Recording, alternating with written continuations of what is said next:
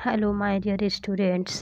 तो आज हम लोग टाइप्स ऑफ सैम्पलिंग या फिर मेथड्स ऑफ सैम्पलिंग या फिर टेक्निक्स ऑफ सैम्पलिंग के बारे में देखेंगे। इसके अंदर दो होता है टाइप्स ऑफ सैम्पलिंग यानी या फिर मेथड्स ऑफ सैम्पलिंग या फिर टेक्निक्स ऑफ सैम्पलिंग होता क्या है। जो ये टाइप्स ऑफ सैम्पलिंग या फिर मेथड्स ऑफ सैम्पलिंग प्रोसेस का मतलब होता है कि जो सैम्पलिंग प्रोसेस है उसके कौन कौन से टाइप्स होते हैं या फिर किस मेथड्स के द्वारा सैम्पलिंग प्रोसेस को परफॉर्म किया जाता है या फिर किस टेक्निक के द्वारा सैम्पलिंग प्रोसेस को परफॉर्म किया जाता है।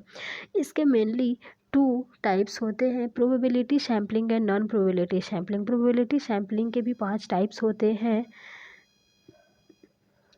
Simple random sampling, stratified random sampling, systematic random sampling, sequential random sampling, cluster sampling. Then non probability sampling के भी 5 टाइप्स होते हैं, purposive sampling, convenient sampling, conjugative sampling, quota sampling, snowball sampling. उसके बाद हम लोग प्रोबेबिलिटी सैम्पलिंग के बारे में देखेंगे। प्रोबेबिलिटी सैम्पलिंग जो होता है ये प्रोबेबिलिटी के थ्योरी के ऊपर बेस होता है एंड ये जो होता है रैंडम सेलेक्शन इसके अंदर इन्वॉल्व होता है। इसके अंदर जो सैंपल का सिलेक्शन किया जाता है वो रैंडमली किया जाता है। उसके वजह से क्या होता है कि जितनी भी पॉपुलेशन होती है उन सबको, पॉपुलेशन में जितनी भी सब्जेक्ट्स होती है उन सबको इक्वल चांस मिलती है सैंपल सेलेक्ट होने में। उसके बाद फीचर्स जो होती है प्रोबेबिलिटी सैम्पलिंग टेक्निक का, फर्स्ट होता है कि ये जो होता है ये सैम्पलिंग प्रोसेस जो होता है इसके अंदर इक्वल चांसेस मिलती है। और इसके जो एडवांटेजेज होता है वो ये होता है कि इसके अंदर बायस एंड जो ये एरर होते हैं वो अब्सेंस होते हैं। थर्ड होता है कि जो रिसर्चर है वो रैंडमनाइजेशन यूटिलाइज करता है। उसके बाद सिंपल रैंडम सैम्पलिंग देखेंगे कि जो भी प्रोबेबिलिटी सैम्पलिंग के टाइप्स है उसके बारे में हम लोग डिस्कस करेंगे। सिंपल रैंडम सैम्पलिंग जो होता है ये प्रोबेबिलिटी सैम्पलिंग टेक्निक के ऊपर बेस्ड होता है और इसके अंदर क्या होता है कि जो भी पॉपुलेशन के नंबर्स होते हैं एवरी नंबर्स को इक्वल चांस मिलती है। और इसके अंदर क्या होता है कि एक इसेंशियल प्री रिक्वेस्टिव का ज़रूरत होता है। पॉपुलेशन जो होता है इसके अंदर होमोजीनस होता है और इसमें एलिमेंट्स या फिर जो भी एसेसिबल पॉपुलेशन के मेंबर हैं उनका लिस्ट इसके अंदर होता है। सैंपल जो होता है ड्रॉ किया जाता है सैम्पलिंग फ्रेम से लॉटरी मेथड, फ्लिप कॉइन वगैरह का यूज करके। इसके एडवांटेजेस की बात करें तो इसके अंदर इक्वल चांस होती है, फ्री फ्रॉम बायस होती है, रिक्वायर होती है मिनिमम नॉलेज का अबाउट पॉपुलेशन। डिसएडवांटेजेस की बात करें तो require more time, it is a very widely and disappear का तो वेरी वाइडली होता है, डिसअपियर होता है। ये क्या होता है इम्पॉसिबल होता है कंटेक्ट करना केस से। और ये जो होता है कम्प्लीटली कैटालॉग यूनिवर्स होता है। सेकंड होता है स्ट्रेटिफाइड रैंडम सैम्पलिंग। फर्स्ट अपना था सिंपल वाला, सेकंड हो गया स्ट्रेटिफाइड रैंडम सैम्पलिंग। ये जो होता है एक ऐसा मेथड इसके अंदर क्या होता है हेट्रोजेनस पॉपुलेशन के लिए यूज किया जाता है। और जो स्ट्रेटिफाइड रैंडम सैम्पलिंग जो होता है इसके अंदर प्रोबेबिलिटी सैम्पलिंग टेक्निक के ऊपर ये बेस्ड होता है। यहाँ पर जो रिसर्चर्स होते हैं वो इंटायर पॉपुलेशन को डिफरेंट होमोजेनस सब ग्रुप में डिवाइड करते हैं जिसको अपन स्ट्रेटा एंड फाइन स्ट्रेटा बोलते हैं। और ये फाइनली सेलेक्ट होता है सब्जेक्ट एंड सैंपल एक डिफरेंट स्ट्रेटा से। Types of sample stratified random sampling के देखें तो इसके भी अलग अलग टाइप्स होते हैं। फर्स्ट अपना हो गया प्रोपोर्शनेट सैम्पलिंग। इस मेथड्स में क्या होता है कि इस स्ट्रेटा से सैंपल को सेलेक्ट किया जाता है जो कि डायरेक्टली प्रोपोर्शनिएट होता है टोटल पॉपुलेशन से। और इसके अंदर सैंपल फ्रैक्शन जो होता है सेम सैंपल स्ट्रेटम के जैसा होता है। उसके बाद सेकेंड आता है डिसप्रोपोर्शनिएट सैम्पलिंग। इसमें क्या होता है कि इसमें जो डिसप्रोपोर्शनिएट सैम्पलिंग जो होता है इस मेथड में ईच स्टेटा से सैंपल सेलेक्ट किया जाता है जो कि डायरेक्टली डायरेक्टली नॉट प्रोपोर्शनिएट होता है टोटल पॉपुलेशन का, और इसके अंदर सैंपल फ्रैक्शन जो होता है वो सेम नहीं होता है। एडवांटेजेस की बात करें तो रिड्यूस सिलेक्शन होती है वाईएस का, इसके अंदर इंश्योर रिप्रेजेंटेटिव होते हैं ऑल ग्रुप का पॉपुलेशन में, और इसमें क्या होता है कि स्मॉल सैंपल साइज का ज़रूरत होता है जो कि सेव करता है टाइम, मनी एंड एफर्ट्स को। डिसएडवांटेजेस की बात करें तो ये जो होता है एवरी स्टडी के लिए यूज नहीं किया जाता है। इसके अंदर लार्ज पॉपुलेशन जो होते हैं अवेलेबल होते हैं जो कि सब्जेक्ट से सेलेक्ट किए जाते हैं। उसके बाद आता है अपना सिस्टमेटिक रैंडम सैम्पलिंग। इस सैम्पलिंग इसके में क्या होता है कि जो सैम्पलिंग टेक्निक है इसके अंदर एवरी केस से सैंपल को सेलेक्ट किया जाता है, और इसके अंदर जो ग्रुप का लिस्ट होता है such as every 10th person of population, every 100% of population. The desire sample size is establish at a sum या total and the size of population must be estimated. यानी कि इसके अंदर जो डिजायर सैंपल साइज होता है उसको establish किया जाता है और पॉपुलेशन के साइज को भी एस्टिमेट किया जाता है। इसके एडवांटेजेस की बात करें तो रिसर्चर जो होता है फाइंड करता है convenient and simple to carry out. Distribution of sample is spread evenly over the entire given population. Disadvantages की बात करें तो ये समटाइम क्या होता है कि ये बायस, इसके अंदर सैंपल बायस हो सकती है, और ये जो होता है ये फर्स्ट सब्जेक्ट होता है no randomly select then it become non random sampling technique. अपना फोर्थ आता है sequential random sampling. This method of sampling technique slightly different from other sampling technique. यानी कि जो सैम्पलिंग टेक्निक होता है, ये जो सैम्पलिंग टेक्निक का मेथड्स होता है ये स्लाइटली डिफरेंट होता है जो भी अदर सैम्पलिंग टेक्निक होता है उससे। इसका जो रीज़न होता है ये सैम्पल साइज जो फिक्स नहीं होता है, यही इसका रीज़न होता है इसके अंदर। क्योंकि जो सिक्वेंशियल रैंडम सैम्पलिंग है इसके अंदर जो सैम्पल साइज होता है वो फिक्स नहीं होता है, बाकी के अंदर फिक्स होता है। एडवांटेजेस की बात करें तो जो कंटेंट है ये ऐड भी होता है एंड रिमूव भी होता है। In this sampling technique the researcher initially select the small sample and, इसके अंदर जो इनिशियली जो रिसर्चर होगा वो स्मॉल सैंपल को सेलेक्ट करेगा and try out to make inference. If not able to draw result then add more subject until clear cut research can be drawn in. यानी कि इसके अंदर जो होता है स्टार्टिंग जो रिसर्चर होगा वो स्मॉल सैंपल को सेलेक्ट करेगा, बट अगर वो एबल नहीं हो पाता है रिसर्च को परफॉर्म करने में तो वो क्या करता है उसके बाद वापस से मोर सब्जेक्ट वो ऐड करते जाता है, और वो तब तक ऐड करेगा जब तक कि वो क्लियर कट उसको रिजल्ट नहीं मिल जाएगा। डिसएडवांटेजेस की बात करें तो इसमें सैंपल साइज फिक्स नहीं होती है। अपना फिफ्थ आता है क्लस्टर या कम्प्लेक्स रैंडम सैम्पलिंग, जिसको ग्रुप 1 सैम्पलिंग भी बोला जाता है। ये जो होता है ये वेरी लार्ज पॉपुलेशन के लिए जो भी जियोग्राफिकल क्लस्टर होता है, मतलब लार्ज पॉपुलेशन के लिए यूज किया जाता है। उसके बाद एडवांटेजेस जो होता है लो कॉस्ट होती है, हाई फ्रीक्वेंसी होता है यूज का। डिसएडवांटेजेस में मल्टी स्टेप जो होता है वेरी एक्सपेंसिव होता है एंड वैलिडिटी होता है जो कि डिपेंड्स होता है ऑन अदर मेथड्स। उसके बाद सेकेंड अपना नॉन प्रोबेबिलिटी सैम्पलिंग टेक्निक आता है, जो कि ये जो होता है ये भी एक सैम्पलिंग प्रोसेस का टेक्निक होता है जिसके अंदर सैंपल को गैदर किया जाता है एक प्रोसेस में, और इसके अंदर जो भी पॉपुलेशन के इंडिविजुअल्स हैं उनको इक्वल चांस नहीं मिल पाती है, और इसके अंदर क्या किया जाता है कि जो भी एवरी सब्जेक्ट्स है उसके सैम्पलिंग टेक्निक का एक टाइप्स में होता है। और ये जो होता है इसके फीचर्स की बात करें तो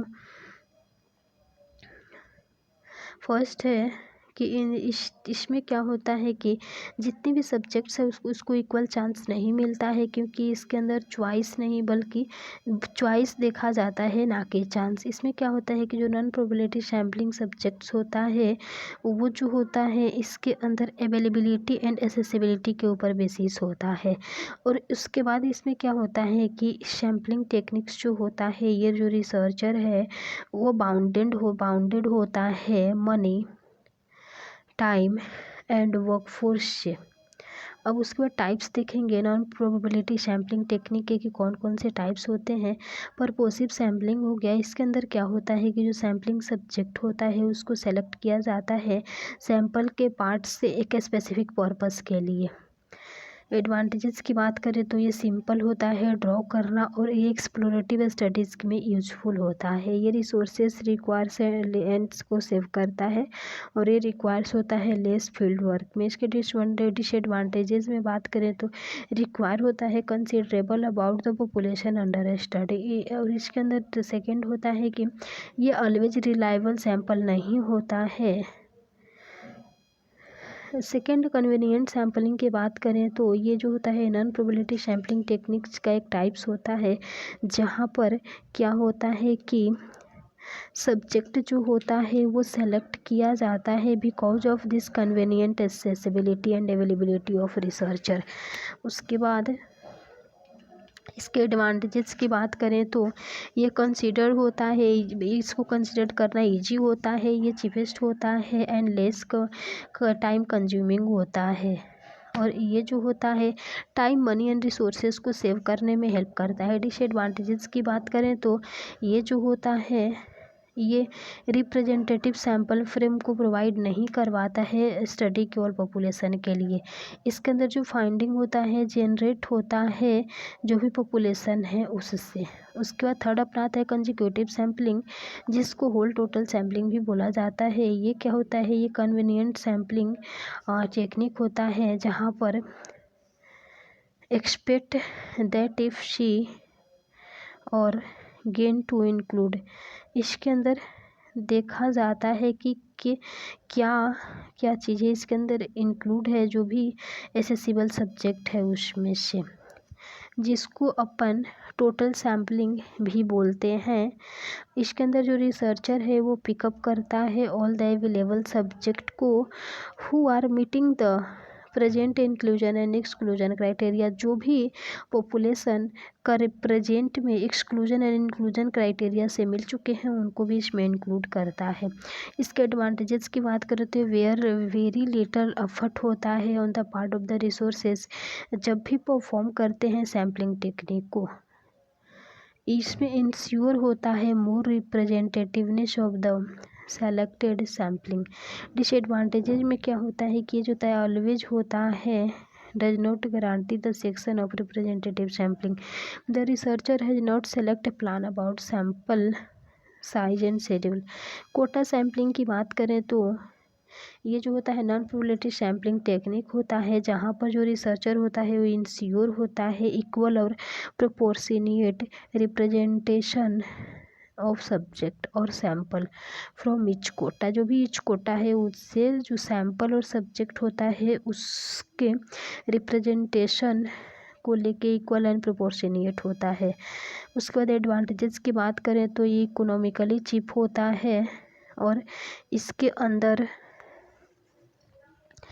नो नीड टू अप्रोच होती है और ये सुटेबल होता है स्टडी के लिए। Field work has to be carried out like studies related to market and public opinion policy. Disadvantages की बात करें तो no possible to estimate and error bias is possible as investigator can select person known to him. उसके बाद snowball sampling आती है जिसके अंदर ये नॉन प्रोबेबिलिटी सैम्पलिंग टेक्निक होता है जिसका यूज अपन करते हैं रिसर्चर के द्वारा यूज किया जाता है।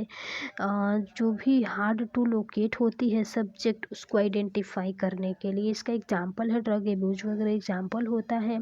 इसके एडवांटेजेस की बात करें तो ये जो सैम्पलिंग प्रोसेस का जो सैम्पलिंग का जो प्रोसेस होता है ये चीप होता है, कॉस्ट इफेक्टिव होता है। इसके अंदर लेज़र वर्क फोर्स रिक्वायर होती है है, लिटल प्लानिंग होती है as compare to other methods. Disadvantages की बात करें तो जो रिसर्चर है वो लेस कंट्रोल होता है over the sampling methods. Sampling process not guarantee, इसमें सैम्पलिंग प्रोसेस जो होता है वो गारंटी में नहीं होता है। सैम्पलिंग बायस जो होता है ये ऑल्सो मैटर करेगा of greater concern for the researcher. उसके बाद टाइप्स ऑफ स्नोबॉल सैम्पलिंग के देखें तो लीनियर स्नोबॉल सैम्पलिंग हो गया। इसके अंदर क्या होता है कि जो भी इच सेलेक्ट सैंपल होते हैं उसके अंदर आस्क किया जा पूछा जाता है एंड प्रोवाइड किया जाता है रेफरेंस को केवल सिमिलर सब्जेक्ट के लिए। एंड एक्सपोनेंशियल सैम्पलिंग की बात करें तो each sample number is asked to provide reference of at least the similar subject। then non exponential sampling की बात करें तो इसमें क्या होता है कि जो सैम्पलिंग टेक्निक होता है इनिशियली वन सैंपल होता है जो कि सिलेक्ट करते हैं। देन आज पूछेंगे जितने भी जितने भी रेफरेंसेस है उन सब के लिए। उसके बाद इसके फैक्टर्स देखेंगे कि कौन कौन से फैक्टर्स होते हैं सैम्पलिंग प्रोसेस के। इसके जो होते हैं मेनली 3 फैक्टर्स होते हैं, नेचर ऑफ द रिसर्चर, और उसके बाद आता है nature of the sample, third आता है अपना सर्कमस्टांसेस जिसको अदर्स भी बोलते हैं। इसके अंदर फर्स्ट हो गया अपना कि नेचर ऑफ द रिसर्चर। इसके अंदर फर्स्ट सब हेडिंग्स है कि अनएक्सपीरियंस इन्वेस्टिगेटर, यानी कि जो इन्वेस्टिगेटर या फिर जो रिसर्चर है उसके पास एक्सपीरियंस नहीं हुआ तो वो अफेक्ट कर सकता है सैम्पलिंग प्रोसेस को। सेकंड आता है लैक ऑफ इंटरेस्ट, यानी कि जो रिसर्चर है उसको इंटरेस्ट नहीं है उस रिसर्च को परफॉर्म करने में तो वो भी अफेक्ट कर सकता है। थर्ड अपना आता है लैक ऑफ ऑनेस्टी, अगर जो रिसर्चर है वो ऑनेस्ट होगा तो वो चीज़ों को अच्छे से हैंडल करेगा। फोर्थ आता है इंटेंसिव वर्कलोड, यानी कि उस टाइम पे जो रिसर्चर है वो वर्कलोड को इंटेंसिव करेगा। इनएडिक्वेट सुपरविजन, यानी कि जो सुपरविजन की जाएगी वो इनएडिक्वेट होने चाहिए। उसके बाद nature of the sample, second अपना फैक्टर से नेचर ऑफ द सैंपल, इसके अंदर इनअप्रोप्रिएट सैम्पलिंग टेक्निक्स होती है। सेकेंड सैंपल साइज जो होती है जो अफेक्ट करती है। डिफेक्टिव सैम्पलिंग फोर्स जो फ्रेम जो होती है वो अफेक्ट करती है। थर्ड आता है सर्कमस्टांसेस, जिसको अदर्स भी बोलते हैं। फर्स्ट इसमें है लैक ऑफ टाइम, यानी कि अगर टाइम की कमी होगी तो भी वो अफेक्ट करेगा सैम्पलिंग प्रोसेस को। लार्ज जियोग्राफिकल एरिया होगी तो भी अफेक्ट करेगा। लैक कोऑपरेशन हो गया, नेचुरल क्लाइमेटीज हो गया। तो सैम्पलिंग टेक्निक, मेथड्स या फिर टाइप्स के बारे में हम लोगों ने देख लिया है। तो इसके अंदर आप लोगों को कोई भी डाउट होगा तो आप लोग कमेंट बॉक्स में कमेंट करके पूछ सकते हैं। और इसके अंदर मेनली 2 ही होता है, probability sampling technique and non probability sampling. अब इसके अंदर जो भी इसके सब टाइप्स होते हैं वो सारे हो गए। तो thank you so much my dear students.